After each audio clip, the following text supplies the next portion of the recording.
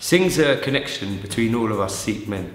We've all got it as a middle name. Singh is a title which encapsulates characteristics, I believe, that one should maintain, or at least do their best to maintain as a human being. Singh itself, the word, has got multiple layers. It's got that energy, it's got so many things that just trying to describe it in one word still doesn't give it justice. Singh means pride, means power, means love. Royalty, regalness, pride and dignity. I think the term was used before Sikhism anyway, and it was used by Rajputs and it was used by a lot of different other regions. It always had a link to a martial tradition, and I think the word Singh has always, for me, had a link to a warrior, but fighting for just, fighting for, something that they believe in. The beard has never been a fashion thing to me. It's been one of those things that it said a lot of family and friends in the Sikh community you grow up around with turbans and beards, so it sort of blends into my everyday vision of the world.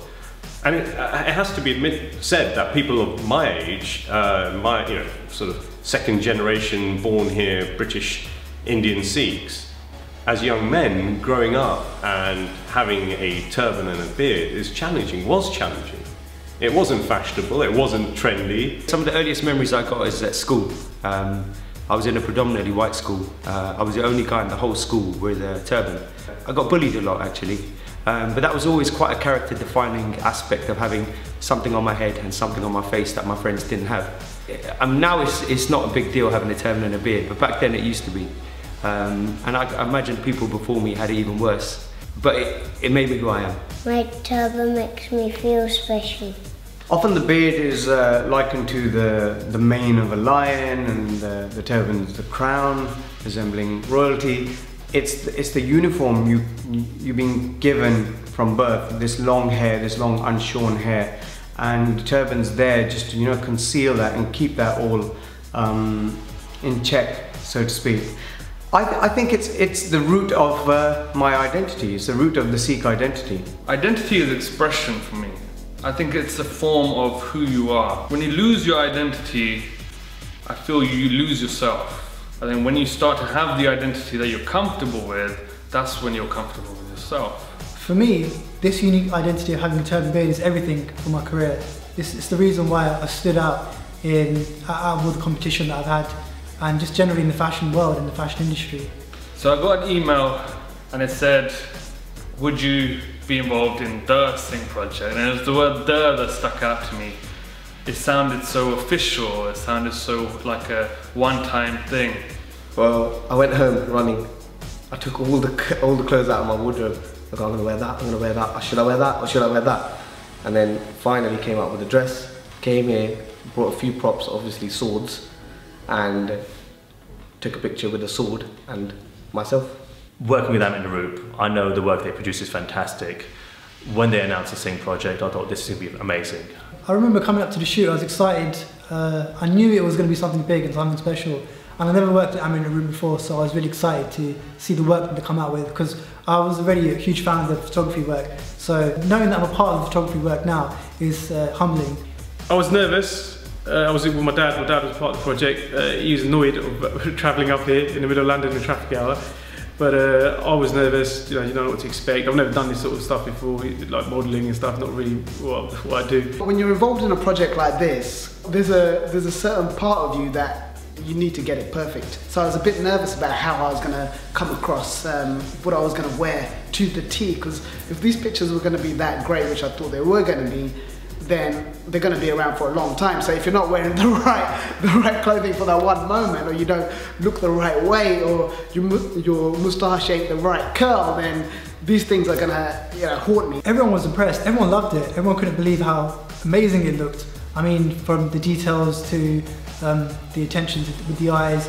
I felt like, even for me, I know I'm talking about myself in the photo, but looking at the portrait, it definitely shows personality and a story. When my portrait went live, I was originally at school and I got quite a few texts coming in, and after school I looked at the texts and they were saying, "Singh, your picture's gone viral." And I said, "Huh? Hang on a minute, what do you mean?" My mum, dad and brother are so proud of me. The reaction from friends and family has been fantastic. Firstly, they were very proud, family very proud to be part of such a prestigious project, because it's awareness about the turban essentially. I've been fortunate enough through various things that I've done in my career to have the odd photograph taken. I was very, very fortunate to have a portrait taken by David Bailey. But nothing that has been so specific about me as an individual and my identity. I think that's unique, and I think we'll find that's unique for maybe everybody who's taken part in this project. You're capturing a moment, you're capturing a face, you're capturing 1,000 words, a story in that person's face, an emotion, anything. It's very, very hard to do that. It was really hard to know because how big this project would be, because something like this hadn't been done on this scale before. It was really difficult to see and gauge what type of response there will be. But I think as soon as the images hit newspapers like The Guardian and were on the BBC World Services, that's when everyone realised, right, this is big time. I thought it would be a personal project. I thought it would be something that you guys would put on your site. I thought, you know, you'd be able to hopefully put it up in a physical format as well. But I don't think any of us expected the kind of media attention it got and continues to get. And there was a moment at one of the shows where I felt that this was actually a part of history. People can look back and see that this is what a Singh was like in London at this time. For me, this project definitely is symbolic for a celebration of individuality. For me, I feel like this project encompasses something much greater than the Sikh demographic. For me, it's a message that it doesn't matter who you are, from what faith, what background, from what religion, just be happy with who you are, celebrate who you are, be proud of who you are, because there's no one else like you. By being in the Singh Project, my life has completely changed. I've become more confident, I'm not nervous as I used to be.